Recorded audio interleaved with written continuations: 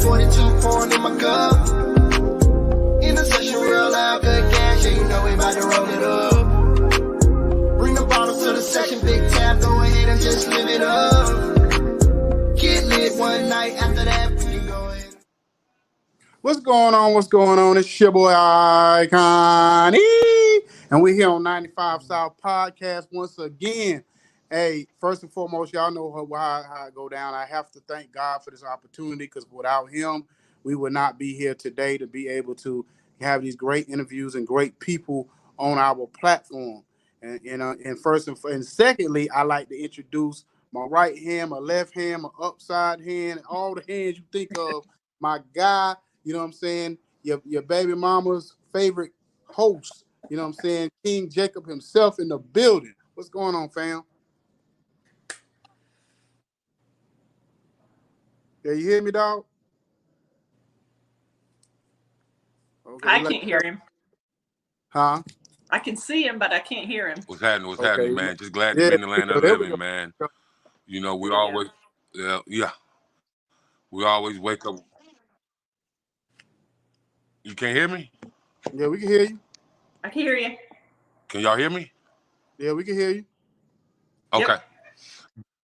All right. Just glad to be in the land of the living, man. You know, another day, another blessing, and we always wake up with a chance and a choice. That's all. Yes, sir. Yes, sir. So we have a special guest on tonight. We met her at the Alabama Music Awards, 9th annual Alabama Music Awards, about, I guess you want to say a week ago, 2 weeks ago. You know, it seemed like everything been such a blur. Yes, a little over a week ago.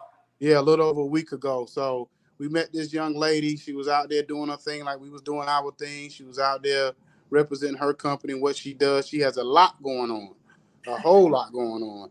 So I'm going to let my man King Jacob do the introductions like he always does. Then we're going to get into the end. We're going to interview and find out this lady's life and what she really has going on.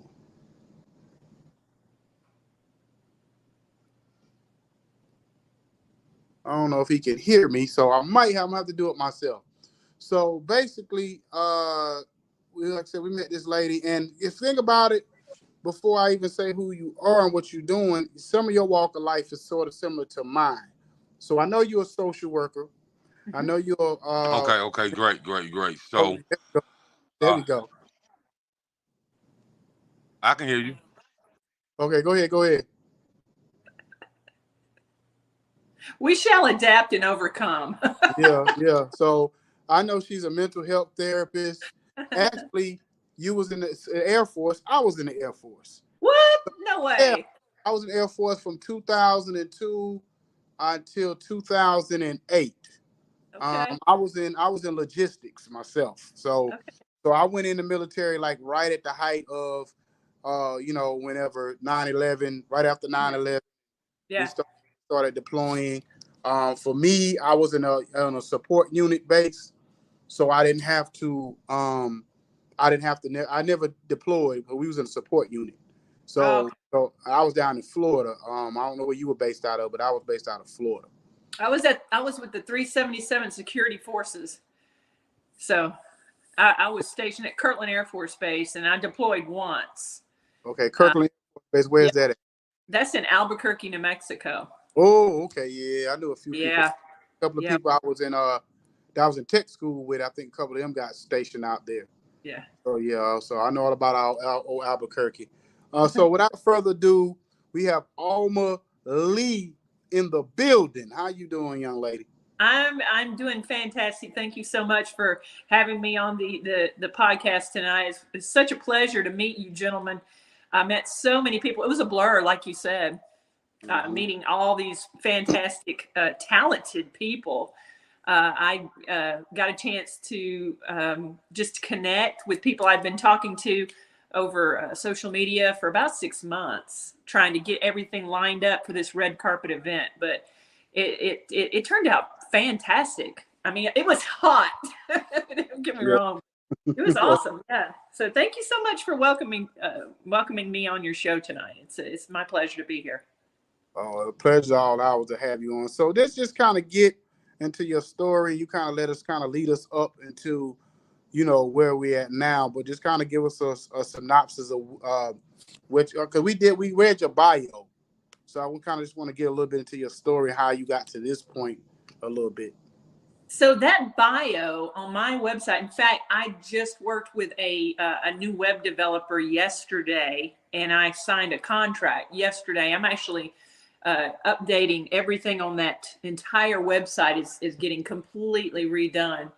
That bio is interesting because I noticed that you copied and pasted it on the social, but everything happens for a reason, Icon. And the place that I'm in right now in my journey is a deeply, deeply spiritual one, which is hilarious to a lot of people who have known me. Being somebody who struggled with depression, anxiety, self-professed person who I balked at any idea of religiosity or ecclesiastical or dogmatic mindset, anything religion based. I shunned and pushed away just because of a lot of the stuff, the garbage that I dealt with as a kid growing up. I had a big old chip on my shoulder, especially when I was on active duty back in the 90s. I felt like I was a victim. I felt like life was, owed to me in a lot of ways. And suffice it to say, I made a lot of really, really bad choices and got myself into some trouble with alcohol and some deep, deep depression. Ended up in the emergency room after drinking really heavily one night. Actually, it was my 25th birthday. And that was the start. And that whole experience sort of, it didn't really catapult me, but it did start to inch me into the trajectory that I've been on since then. Long story short, life between that point and now happened quite normal, a lot of I got married, got divorced, had two beautiful kids in that time frame. Challenged myself to go back to school not once but twice, and as things started to happen and evolve, I started paying attention to signs and started practicing and leaning into and reading on a lot of things spiritually related and intermingling that with quantum physics. And so now I'm a practitioner of quantum physics and spirituality. And let's just say that everything happens for a reason. And you said it yourself at the beginning of the podcast, how everybody has choices and chances to take. Was that you, Jacob? I think you said that. Yes.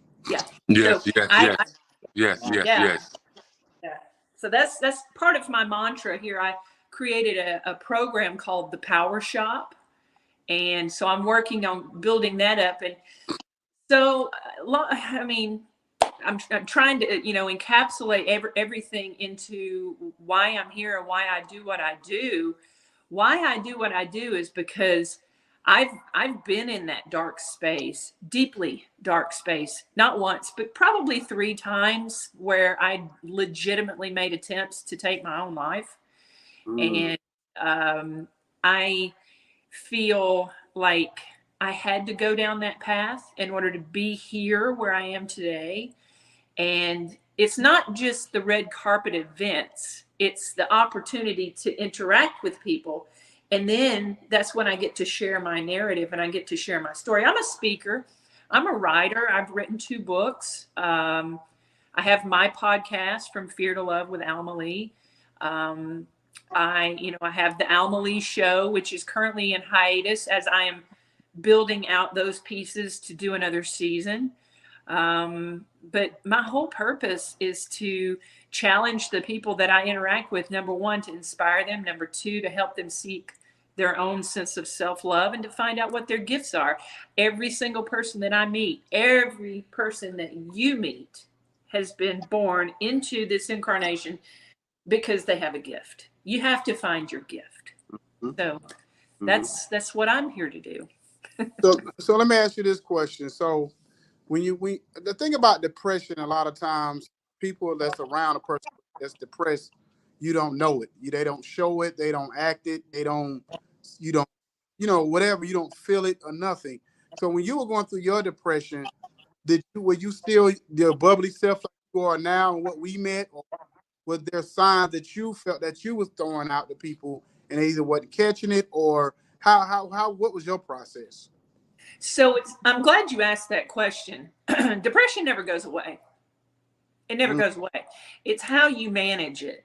And I do have my moments where I catch myself in that lull where it starts to crawl back in. But because I have a very, very sound practice of meditation, this is Gatorade. I like to drink out of a fancy wine glass because I'm bougie like that. I'm sober. I don't use any substance. I can't. I can't because it lowers my spiritual vibration too much, and so I've had to get rid of that. I no longer take any antidepressants. I don't take any anti-anxiety medicine. That does not mean that I have overcome depression. I get those moments. I get those moments where I catch myself like, ugh, what's the point? What's the point? So, but when that happens, I notice that it's there. I pay attention to it. It's not, when you asked me the question, the bubbly self, that persona, as it were. I'm not trying to say that just pretend it's not there and it'll go away kind of thing. That's not what I'm saying. You should acknowledge it. Don't deny it. If you need help, ask for it. You feel like you're, not coping well, and you, always go to the emergency room, always ask for help. But for me, I don't have, at least I haven't in several years, bouts of suicidal ideation that doesn't come up. But if it did, I would ask for help.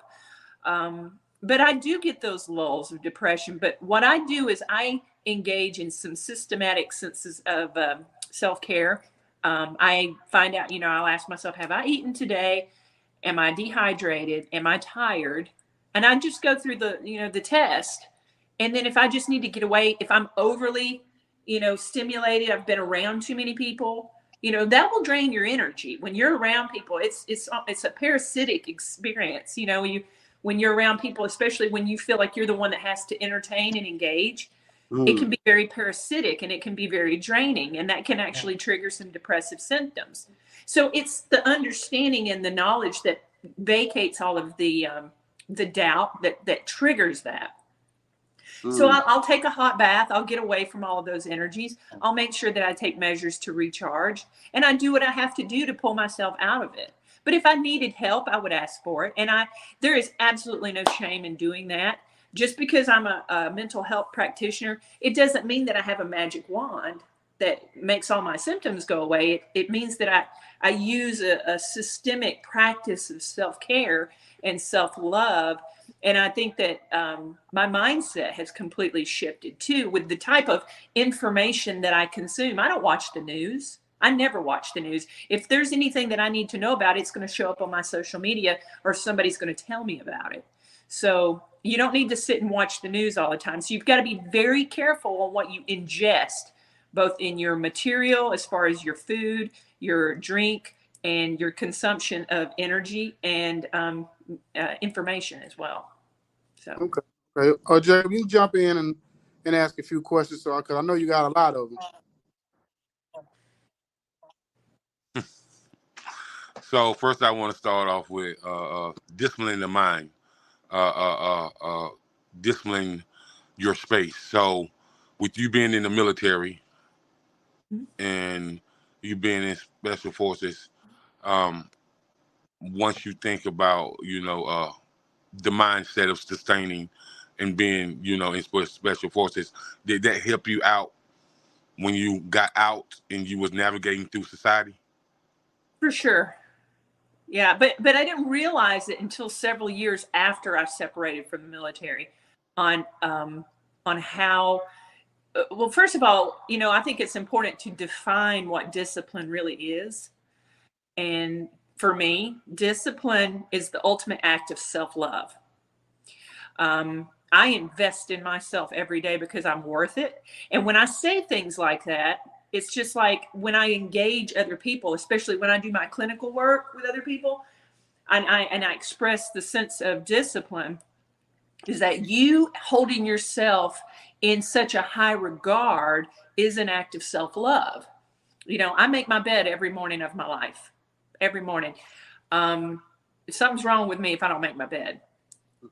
And I make sure that I'm, taking time to meditate and get my spirit right, and make sure that I am allowing those positive forces to come into my space and just challenge me, inspire me. For me, where I'm at now, Jake, it's not even a thought. It's muscle memory. It's like getting on and, basic hygiene. It's like brushing your teeth and taking a shower, for me anyway. So. Okay. And so with you saying that, I can appreciate, the values of self-love. And so, with you being in that mental health field, in that space, and with you dealing with mental health, you know, um, when you was going through your healing process, and and we all go through our healing process every day. So, how do you see the world different nowadays since you've overcame, a lot of things, and you see a lot of people still going through it, but you was able to not be on any antidepressants, and you're able to catch yourself when you're steering to the left. And so, how does that, keep you focused in? How do you look at the world nowadays? Because the world is so much different from when we grew up. Things are different. Kids know too much at early ages, if you ask me. Agreed. And Agreed. the way people Yeah. the way people navigate is really, really different. And so, how do you perceive the world, and how do you keep yourself elevated, motivated, and determined? Well, like I said, it's the discipline. It goes back to discipline. I don't claim to be the most disciplined person there is. I'm not David Goggins. Although I do believe that while he's, he and I would probably have a very interesting conversation, because there's some types of his behavior that I find questionable. But the whole of who he is as a person,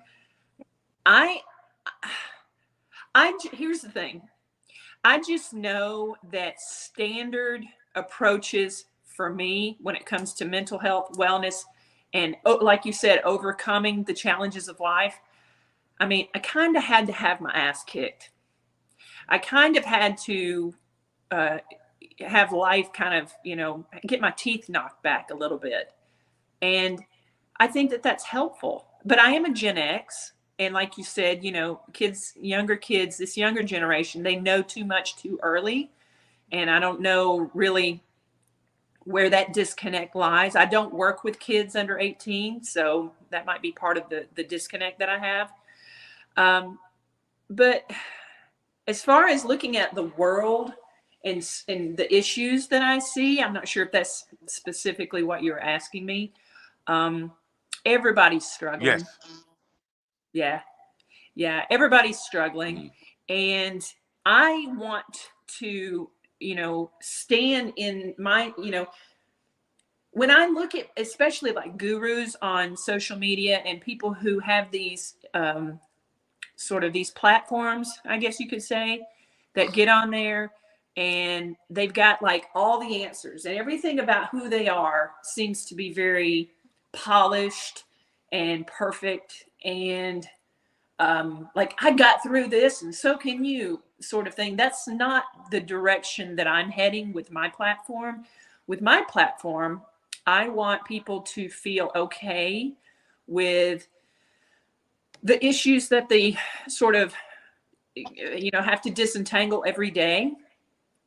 I'm not one to stand and say, look, I got through all of this, but now I don't have any problems. Sure, I have issues. But there's a couple of things that I will say and stand firm in, is that I am confident And I am a secure woman. I know who I am. I know what my worthiness is. I'm deeply in love with who I am at this point in my life. And the reason that I share that is because I want other people to know what it looks like so that they can emulate it for themselves. And it doesn't mean that I'm perfect. It does not mean that I've got it, I mean, I think I've got a good handle on things as far as how I'm living my life. I'm really, really grateful. My gratitude, that's another thing too, in addition to discipline, is having a very, very in tuned practice of daily gratitude. And it's tricky. Having that practice of gratitude is tricky. Okay.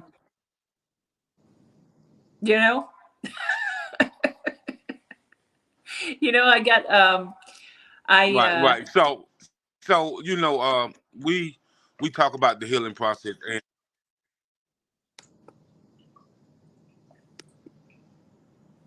I think there's a little delay. Oh, I losing for a second. There we go. Go ahead. Right. Okay, they're losing for a second. So yeah, I think it glitched there. So for a second. Alma, I can y'all hear me? Yeah, Yep. we can hear you. Yeah, I hear you both.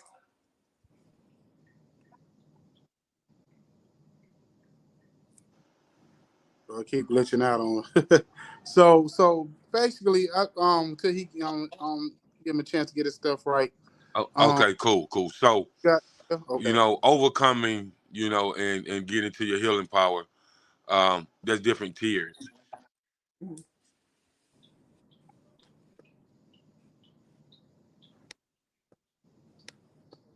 I didn't catch the last end of what you said, Jake. This is fun. I love live podcasts for this. so basically, them get this thing together or whatever. So we have a little issues, but we're gonna get through it. So yeah, what I wanted to ask also was, because I used to be like a children's psychologist and to deal with people that was like drug addicts and things of that nature. What is the one thing that you've learned dealing with, like when being a social worker and a mental therapist? What's the one thing that you've learned more than anything when you have to hear people's stories and kind of help them navigate through what they're going through? The main thing that I've learned is that most people, not all, but most people are programmed to be victims. Okay. Most people align to a program that they are victims in some shape, form, or fashion. And what I say to that is this: you can choose that if you want. If you want to pick up that cross and carry it and say that, because of your trauma, because of your background, because of your birth story, because of who did something to you, and you want to carry that and use that as your identity, I can't change that. But what I can say to that is this: how much do you want to experience joy? Because the levels of joy, it's a pendulum effect. So the levels of joy are correlated. They're commensurate to the level of injury and trauma that any one of us could ever experience at any point in time. Do you feel me? So if you have a pendulum, first of all, I'll say this: comfort in life is the enemy to growth. If you are not uncomfortable in some shape, form, or fashion at any time, you're never going to experience ecstasy or joy. You'll never know the true measure of what your purpose is if you don't have the ability to withstand some type of BS, trauma, or tragedy in your life. And I'm not saying that you should suffer. I'm not saying everybody's got to suffer in order to have this. But what I am saying is that most of us have already. So why not use it to propel yourself into greatness? Because the reason that we were brought here into this world, and I found this through deep dive meditation. I've never done any of the healing medicines like ayahuasca or the frogs or whatever that, drugs or anything like that. I've never done any of it, but I have had some deeply moving spiritual meditations. I've meditated for hours at a time. And through my meditation process, I've come to these realizations where I have been able to just pull away all of the periphery, all of my programming, and just get down to the clarity of it and just connect with my higher self and connect with consciousness, where I have been able to understand the purpose behind why we're here, as well as what my purpose is in that. So when you talk about struggling, you talk about what have I learned from people. I've learned that we have been dumbed down. We're dumbed down by society. We're dumbed down by social media. We're dumbed down by watching the news too much. We're dumbed down by the movies that come out from Hollywood. Things are always around us. If you're not careful, you're consuming things that will keep you locked in a low vibrational space. Personal relationships, interactions with close family members. Some of the people in your family are some of the worst, most toxic people ever. And just because they're blood relation, people feel so compelled to stay connected with them and listen and ingest everything that they're harping on, right? So, you know what I'm saying? So what I'm saying to that is this: critical thinking, critical assessment, having a backbone, standing up for yourself. That is going to be your biggest spear against all of this, is standing in your own power. And that starts with your self-love. So if you've come through the fire, and if you've experienced abandonment, you've experienced trauma, I don't care what it is, what you call it, every single person on the face of this earth that's ever been born is equally valuable and worthy. And then nobody else can take that value away from you. Nobody can abuse you, assault you, do something to you, make you worth less. Nobody can do that to you. The only way that a human being can lose value of self is through your own behavior. So if you're walking the earth and you're acting like a doormat, and you're acting like somebody who can take advantage of other people, you're treating people poorly, you're betraying people, you're lying, you're cheating, you're stealing, and you're overall being a scourge to humanity, yes, that will cause you to lose value. And you have to have atonement. You have to have accountability. You have to go through life and you have to rectify all of the wrongs that you've done in order to regain that value of self. It's all a process. It's all a process. And everything that I know about myself and where I'm at in my spiritual healing journey has all come from getting the clarity of calming the mind by shutting off the TV, shutting off the computer, shutting off social media, shutting off certain people. Getting rid of the poison of the influences around you. When you know what your value is, when you know what your self-worth is, and you start pouring into yourself first, as long as you're filling your own cup, you've got plenty to give to those people around you. And you'll start noticing as you go through that healing journey as well, that some of the people that you think are your best friends will turn out to be your worst enemies. And that's okay. That's all part of it. Oh yeah. Oh yeah. You're absolutely right. Absolutely right. And what I can really say about that, you live and you learn. And as long as you understand who you are, right, and understand the real PP, power, purpose, and passion, and we ain't talking about the loan, we talking about the real PPP. What I mean? So with that being said, I see you interview a lot of influential people, and I see that, like I told you, I definitely want to touch on, the entertainment business, community development, and also wanted to touch on like the intellectual level of a conversation, and what moves you to continue a conversation. And so let's talk about the entertainment business and what you think about it, from you really interviewing people, understanding who they are as entertainers and hearing their stories. Like, what is your whole take on the entertainment business, from you being in the media, and from you just understanding, the different levels of music, because music is such a universal language. Yeah. Yeah. Well, I mean, nothing really heals quite like music. Right. Writing, listening, singing, playing, sharing, the intimacy of it, the vulnerability of it. It's a type of communication that it transcends it transcends worlds. It's you can listen to a piece of music that's being sung in a different language and still understand it. You know, um, I work with a lot. I work with a lot of musicians in the, well, not just now, not just in the Charleston area. It started out in Charleston, but I've had conversations with producers in Atlanta no names, Atlanta, LA, some folks out in LA that I've spoken to that, you know, are interested in the dynamic of a psychotherapist working with musicians. And we've spoken about some different ideas that we're working on. I've got a couple of folks out in Las Vegas that I talk to. I won't say that they're clients, but I talk to. Um, a couple in I got a gentleman in Houston, 3 in Chicago.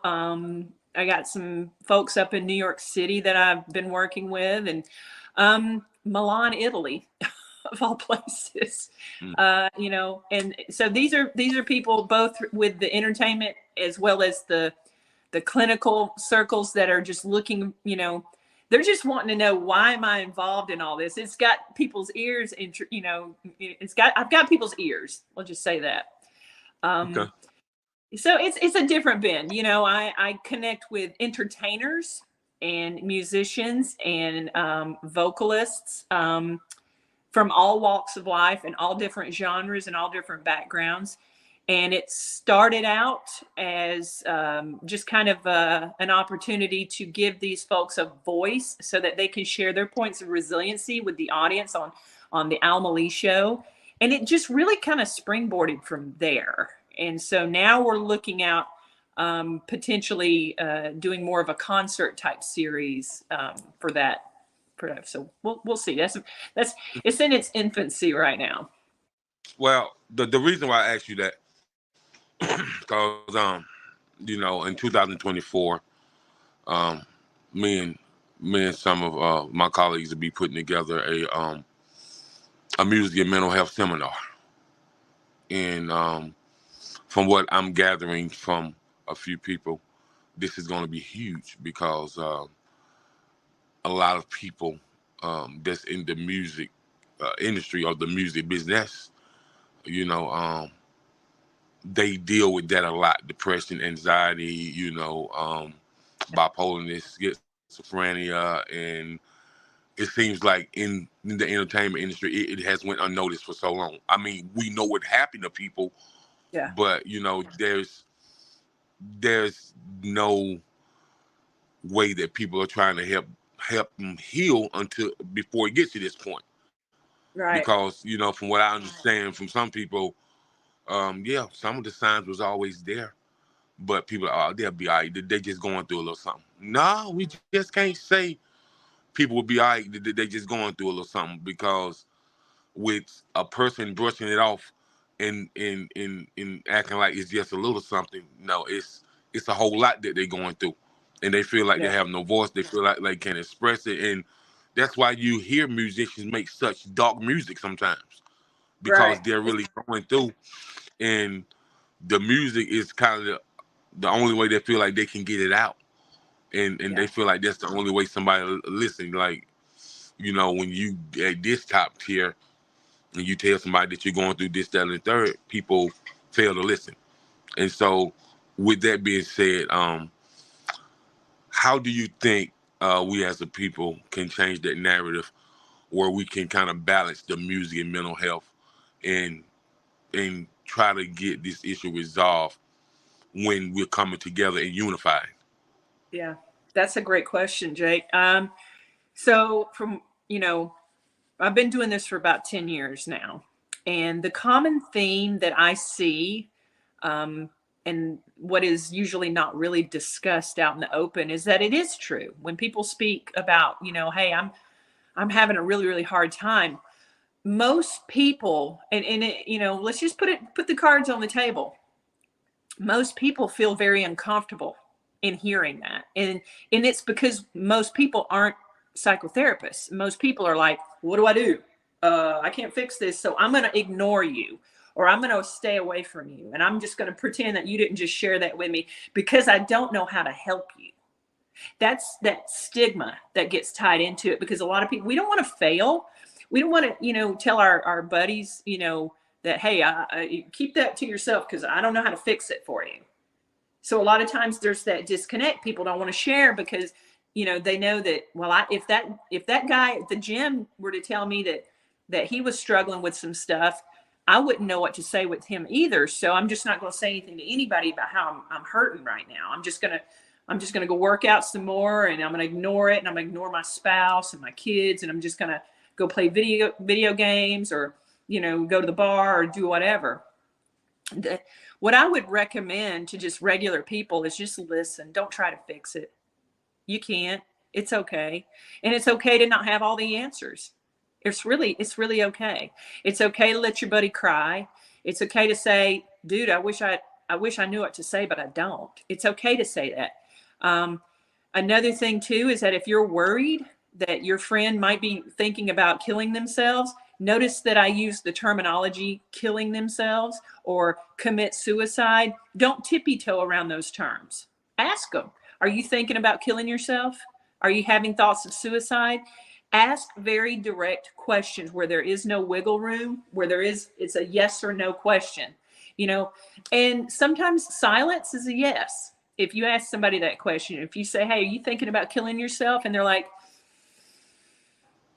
I would take that as a yes. And then from that state, take them to the emergency room, call Right. 911.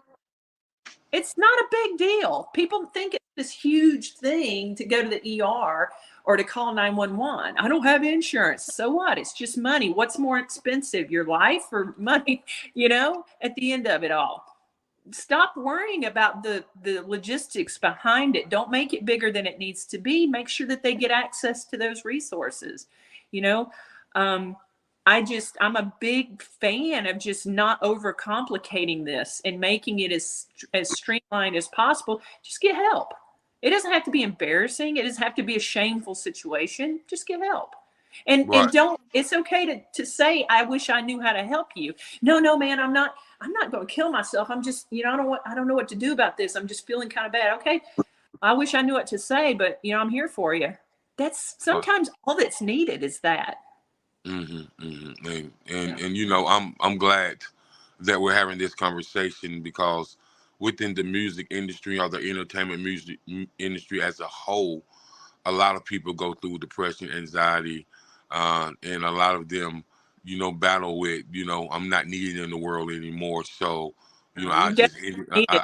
I just end it all. And so, with No.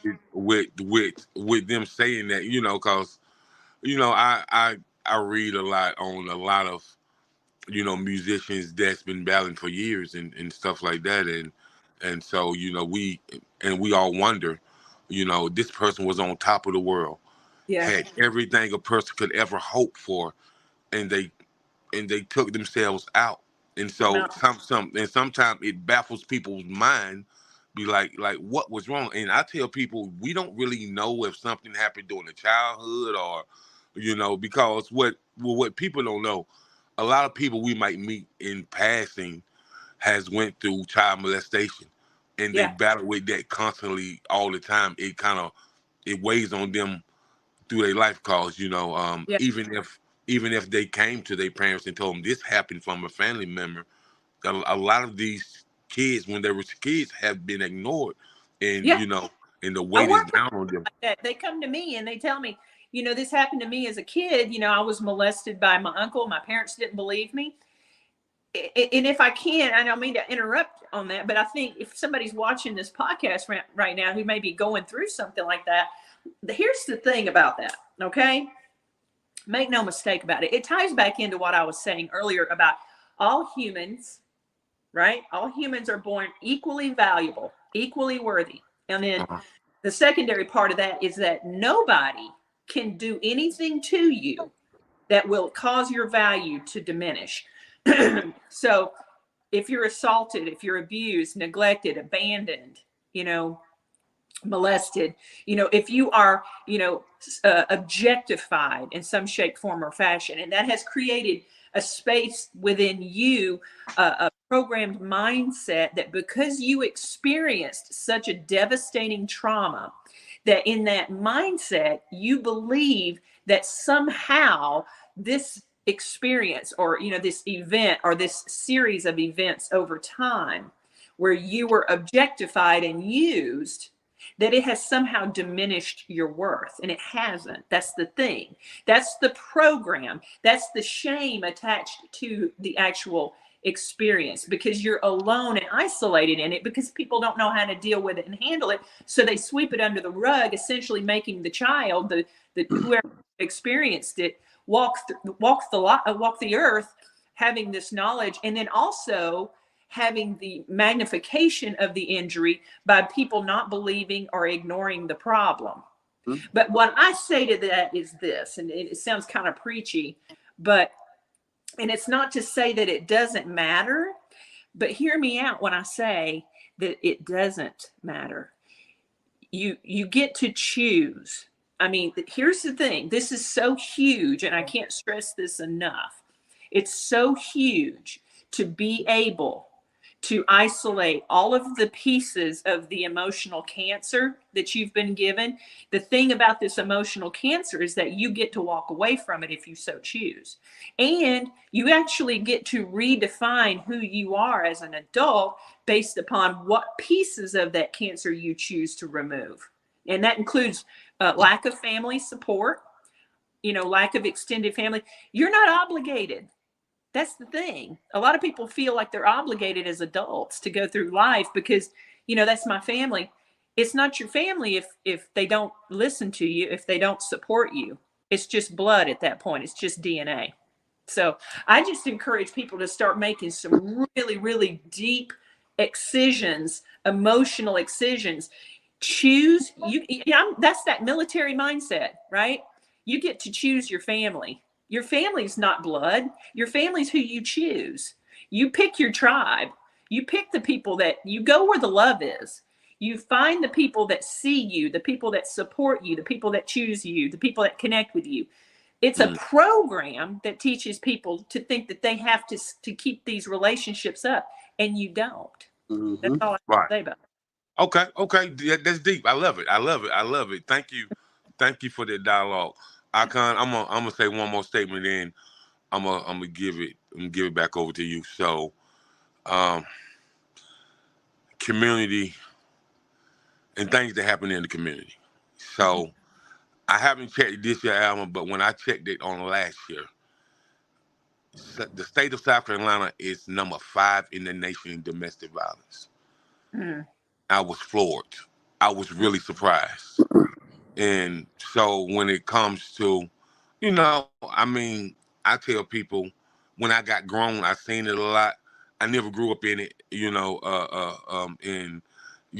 I never knew that it was that severe until I kind of started studying, working with nonprofit organizations that fight against domestic violence, sexual abuse, and mental abuse, financial abuse. So started working with them, and they taught me a whole lot, and started learning. And right. So I was like, man, let me research my state and see what my state got going on, and like with this trauma, with this abuse and stuff. And I was like, wow, number 5 in the whole United States of America in domestic violence. So domestic violence. Now, I hear people say, why didn't she leave? Or why didn't he leave? Then I also hear them say, it's not that easy. And so I just because I know people who have escaped it, and I know people who lost their life because of it. So yep. From your take,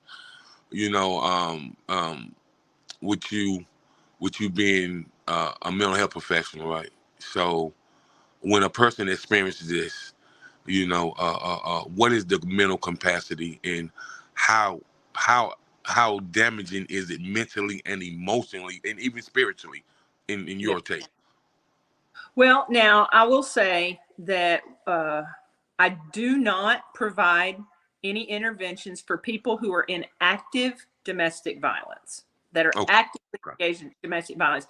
And I do not do any couples counseling for couples that were formerly involved in domestic violence, because I'll tell you right now, y'all got to get divorced. I ain't working with you. You know, at the end of the day, my opinions are very controversial, or so I've been told. But I think, if somebody's hitting you, why, you know, I don't get it. I don't get it. This is why I don't work with domestic violence. And maybe that's part of my background too, that kind of colors that.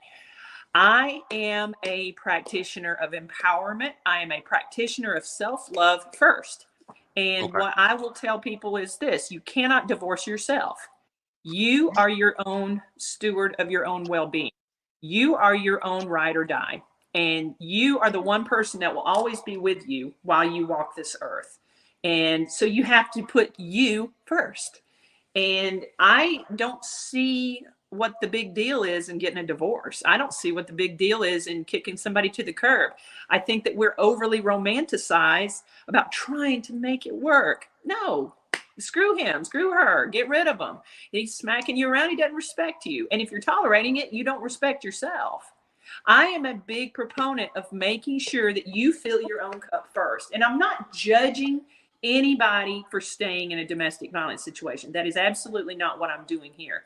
I am seeking to empower people and reminding you that life gets really, really interesting and good when you start choosing yourself. And a lot of people that are stuck in these situations don't even know that they can. That's where I'm at. That's what I do. That's what I challenge people to do, is to find them that sense of inspiration and empowerment, and reminding them that the reason that you feel like you have to stay is because you're scared of being alone, because you don't know what it's like to take care of yourself and to look at yourself as somebody that is deeply, deeply powerful. So I'm more on the woo-woo side of things, and I'm more on the self-love, empowerment side of things. I don't work with people who are actively in domestic violence because I don't have any patience for it. I Well, don't.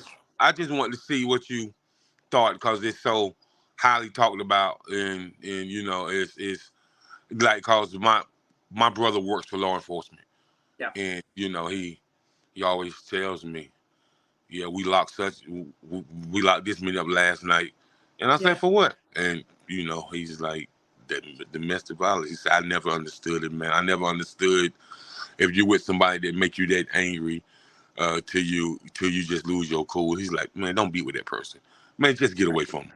Right. And that's what I feel. If you're a person that make me lose my cool that much, man, I just need to get away from you. Like, you need to go your way. I need to go my way, man, because it's somebody here better for both of us. Like, we I can't. think I can't do it. it's interesting that you said that, Jake. I think it's interesting that you said if you make me lose my cool. And it's interesting because I'm assuming you're taking it from the perspective of the person who is doing the domestic violence. But you know what? It goes both ways. And Okay. the thing is about domestic violence against men is that men are more ashamed to report it. You're right. You're absolutely right. And I saw a report. There was a famous TikToker. I don't know what his name is, but he filmed his wife beating him on TikTok. And I was just like, I mean, men suffer too. This is not just a one-sided deal. You're Um, absolutely right. yeah, I yeah, was I actually watched what was it, 60 Minutes or 48-hour Mysteries or something of that sort. One of them two shows. And I remember the lady, the guy was he was probably 300 pounds, all muscle. The lady was probably a little petite something. And she basically was beating on him or whatever, and but it made it, and the police would come and thinking there was something else going on, and at the end of the day, she ended up killing him. But the whole time she was abusing him, and he was like 3 times her size. Yeah. You Yeah. know what I It mean? goes both ways. It goes both ways. I think for people who are watching the podcast or maybe watching the rewind of it and are dating and they're not sure, how do you get in? How does a person get involved, with somebody who is violent? And I will tell you this. And I did an episode of the Alma Leigh show several months ago with a British, gosh, I wish I could remember her name now. She's a dating coach, but she's from Great Britain. And I said that in our world, in America, American society, that for me, if I go out with somebody and they're like real early on sarcasm, to me is a red flag. Mm-hmm. But she said in British culture, it's almost a requirement to be sarcastic. I was like, no. If you're being too familiar with me right out the gate, that's a red flag. Mm-hmm. But I'll say this, early on disrespect, that's not a red flag. It's a deal breaker.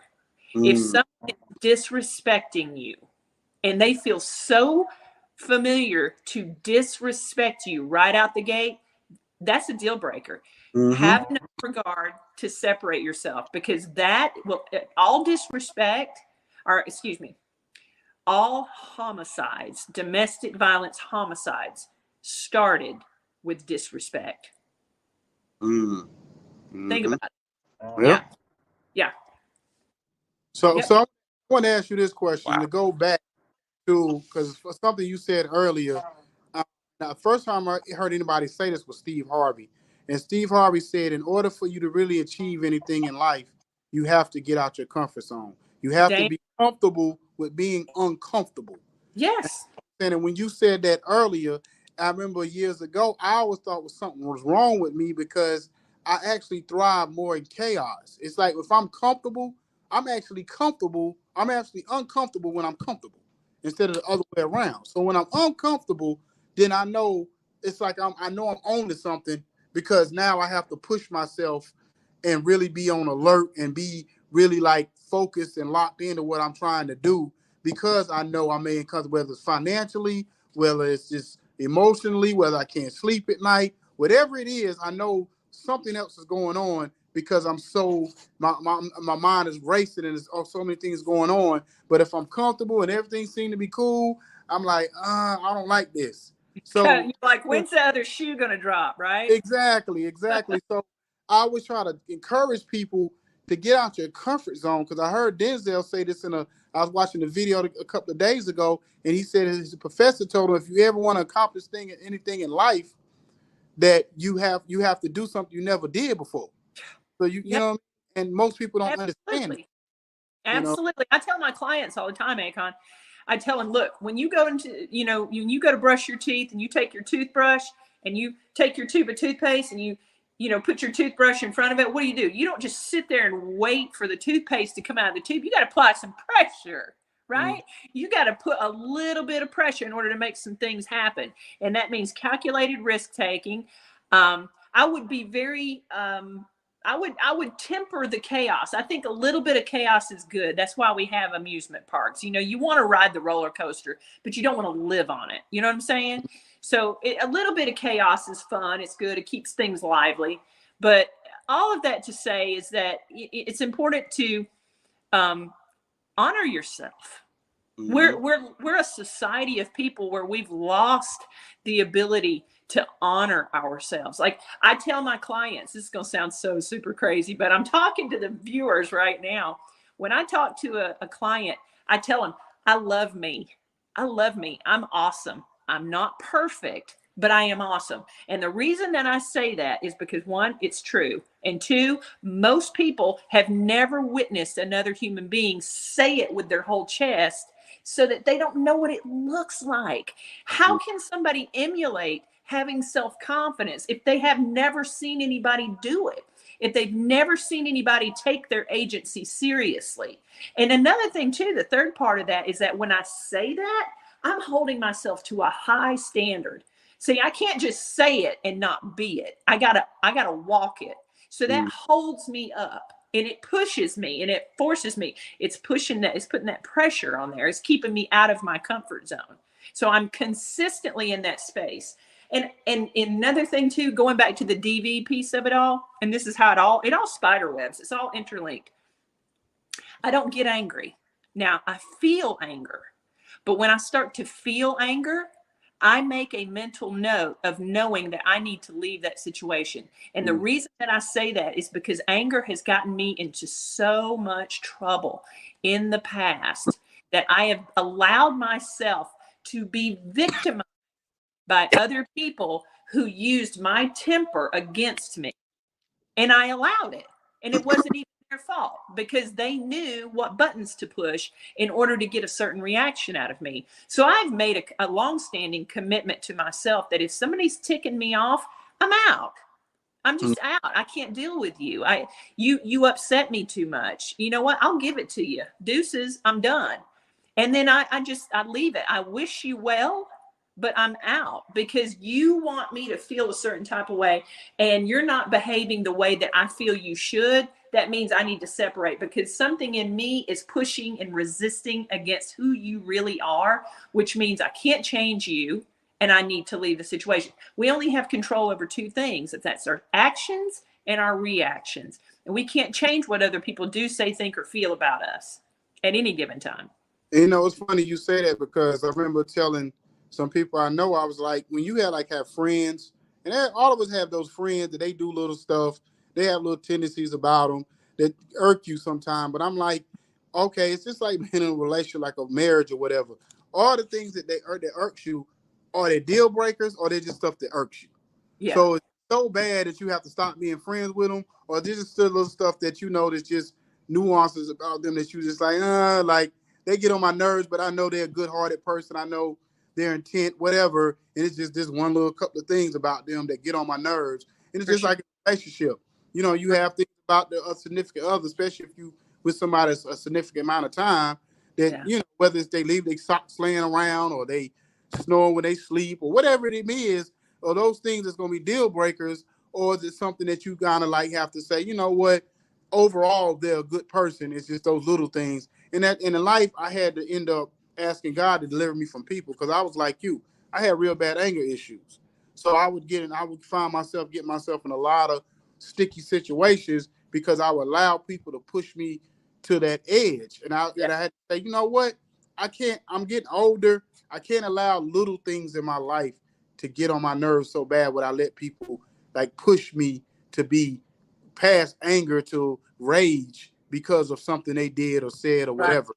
You know what I mean? So I had to come to grips with myself, and I've always said I probably do need to go see a psychologist myself. I know I do. You know what I mean? As far as like certain little things here and there, I probably could still work on. Yeah. But Well, you know, if you have if you're in an engagement with somebody and you're feeling, you know, anger in that engagement, one of two things or both things is happening. Number one, that person does not care that you're angry. And number two, they want you to be angry.